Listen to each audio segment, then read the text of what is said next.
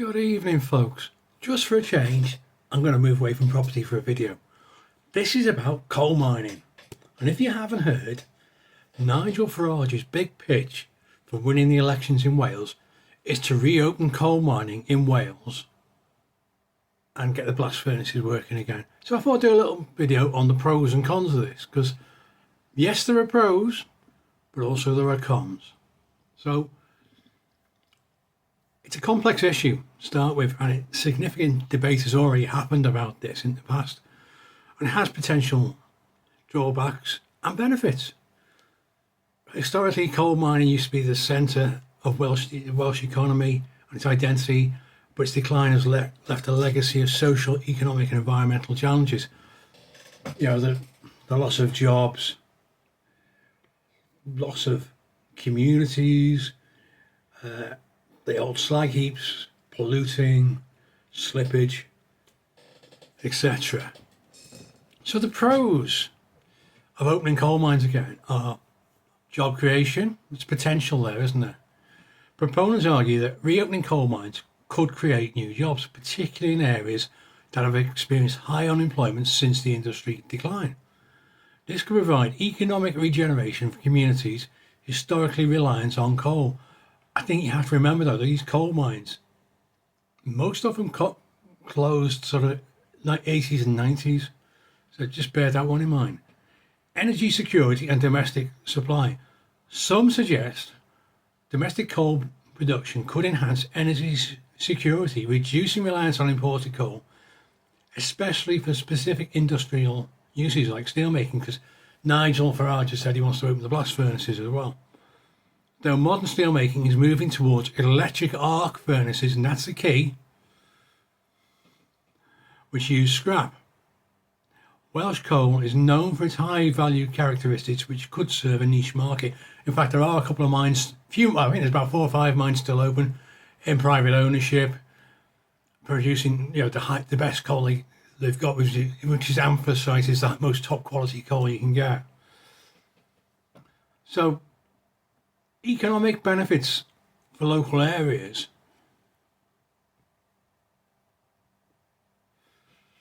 New mining developments could bring investment into local economies with a multiplier effect as employees spend money in local shops and services. There's also potential for extracting critical minerals from old coal waste or new operations which are vital for green technologies and currently concentrated in a few countries. Are we talking about rare earth minerals here? Possibly. Couldn't possibly say. So that's some of the pros to it. Now the cons of reopening coal mines in Wales. Environmental impact and climate change. Now we all know Nigel Farage is a climate change denier, like Tice, like the rest of his party. I can tell you categorically, I come from a family of farmers. My grandfather, my father said they couldn't believe how the weather had changed in their lifetimes. So if it's not, it is climate change, because it's changed. There's no getting away from the fact we don't get the super cold winters we used to get back when I was a kid, back in the 70s. It just doesn't happen now. We might get a few days of snow, but we certainly don't get that. And we don't seem to get the long hot summers either. And this is what my dad told me. He said, they have changed. Whatever people say about climate change, the country's changed. The weather has changed. So whether you think it's caused by greenhouse gases or it's just a cycle we go through, climate change has happened. There's no getting away from that.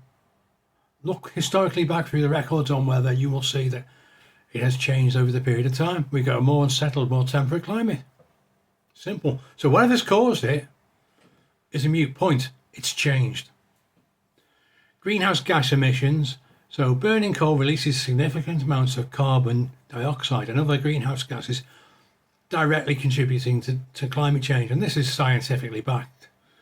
This contradicts the UK and Welsh government's commitments to net zero emissions targets. So if anyone has any sort of memory of when coal was a big thing, I think we're getting to that stage where people don't remember the smog, the pea supers in London, the polluted smoke and stuff like that. Do a bit of research on smog and its causes back in Victorian times, and you'll see it's down to coal fires, fossil fuels. Landscape degradation is the next one. So coal mining, especially open cast, causes extensive and often irreparable scarring of the landscape, leading to erosion and habitat loss. To be honest with you, do you want to be on the edge of a coal mine? Do you want to live by a coal mine? Do you know what it does, living next to a coal mine? It can actually devalue your property as well. I said I wouldn't talk about property, but I did some research for someone about a house in Durham they were looking to buy, and I did a bit of research on coal mining at the time.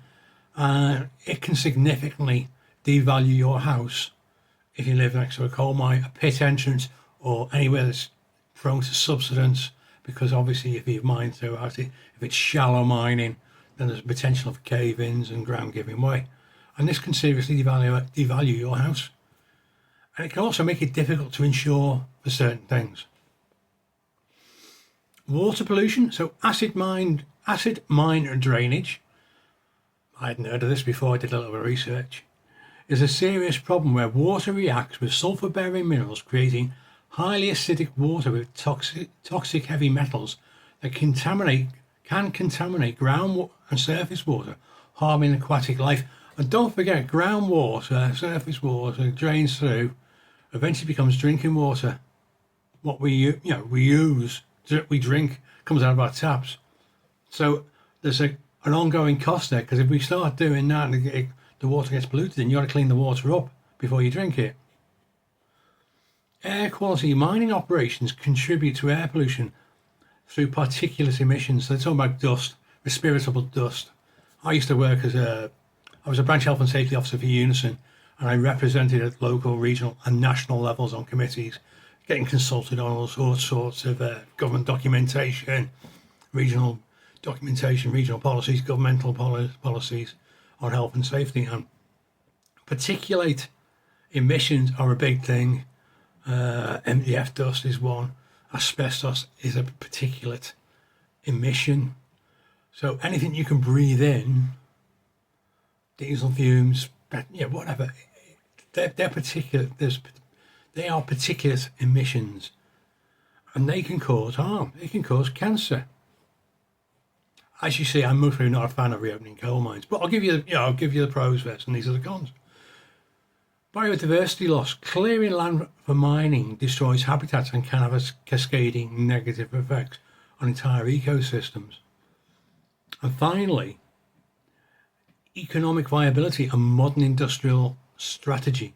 Many Welsh coal mines closed because they were no longer economically competitive. With international markets reopening, Many Welsh coal mines closed because they were no longer economically competitive with international markets. Reopening them will require significant investment. We're talking billions, not millions here, by the way. This is not something that will cost a few million quid to get running. This is something that will cost serious billions of pounds to reopen. And I'll come to why I think it's a bad idea in a second. So reopening them will require significant investment and face challenges in competing with cheaper global supply and rising carbon costs. The UK steel industry is transitioning to greener methods, electric arc furnaces that primarily use recycled steel, reducing the need for virgin coal. So I think, hopefully, you can see that Nigel Farage wanting to reopen the blast furnaces, he hasn't really researched this, to be honest with you. Critics argue that focusing on coal is a step backward, hindering investment in low-carbon jobs and renewable energy alternatives, which are seen as the future of Welsh economy, e.g. mine water heating projects.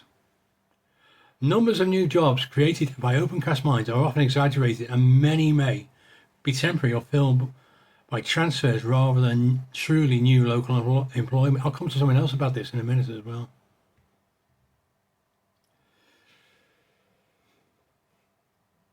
Social and health impacts. Legacy issues. Wales grapples with a long-term health consequences, e.g. chronic lung disease and social devastation left by the historical coal industry, including high rates of incapacity benefits and job shortages in former mining communities.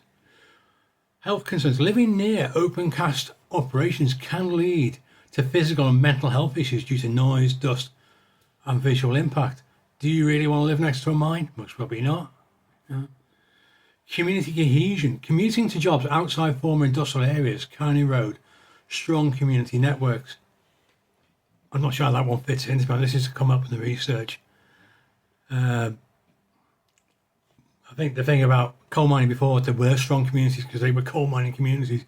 You know, everyone had a job in the pit or a job associated with something to do with the pit. So it could be hospitality, it could be a clothing shop, whatever it was. Everyone worked, and you know, the pit sort of fed the pit in, or the pit fed the local economy as well through wages and stuff. Fantasy politics. Now, this is the last thing. I haven't written this, but this is what research that popped up, and I've done some research. Some political figures have been criticised for offering false hope and fantasy policies by suggesting coal mine reopenings without a credible, detailed plan for economic viability and social impact. Nigel Farage has not said how he would reopen coal mines, just that he'd scrap net zero. So there's no plan behind this. It's a promise, but with no substance behind it. Apart from the fact he is backed by major people with major fossil fuel interests. I wonder who he's going to get to mine the coal. Think about it. In summary, the idea of reopening coal mines might appeal to some for job creation and energy supply. The significant environmental damage, the challenging economic realities in a decarbonising world. And whether you agree with climate change or not, people are moving towards net zero. The challenging economic realities in a decarbonising world and the long-term social and health legacies make it a highly contentious proposal in Wales. The current policy direction of the Welsh Government is to avoid continued extraction and consumption of fossil fuels. Now, I'll get on to a couple of other things that my research didn't show. Now, coal mining, the majority of coal mining finished back in late 80s, mostly after the miners' strike in the mid 80s, late 80s, mid 90s, and the majority of coal mines shut down. Now, what that has meant, I mean, talking 30 years ago, 40 years ago, that people who used to work in coal mines, who have that experience of working in coal mines and doing that, are no longer with us, or they're past being working. So who's going to train the new miners coming through? Nigel, is he going to go down the mine and show them how to wield a pick or how to man the drill or whatever? No. So we have a lack of trained workers for the mine industry. I'm not saying that is a total no-go in the words of mining, but you've got to train up a workforce. Where is that training coming from? You've got to buy in the expertise, because we haven't got the expertise now. That's just a fact. And then the amount of money you have to put into infrastructure, you are talking billions and billions of pounds. Now, why, for one, feel a better use of that billions and billions of pounds is put it towards nuclear fuel. Nuclear fuel is the future. Whether you like nuclear or not, that's how France keeps its energy bills down. Not by burning more coal, but by using nuclear fuel. So, have a look at Nigel's proposal. Look at what's behind it, or if there is anything behind it, and then think about this. Do you want to put billions and billions of pounds into coal mining, which is a finite resource and is going to can cause health issues, environmental impacts, etc.? Or do you want to put millions, billions and millions of pounds into nuclear fuel, which can cause health issues, don't get me wrong, and has an environmental impact, but will lower your energy prices? Because mining coal will not lower your energy prices. Nuclear fuel will, and that's what they've done in France. So that's the end of tonight's little video and my little rant. So have a think about that one. Comment down in the comments below. Let me know what you think.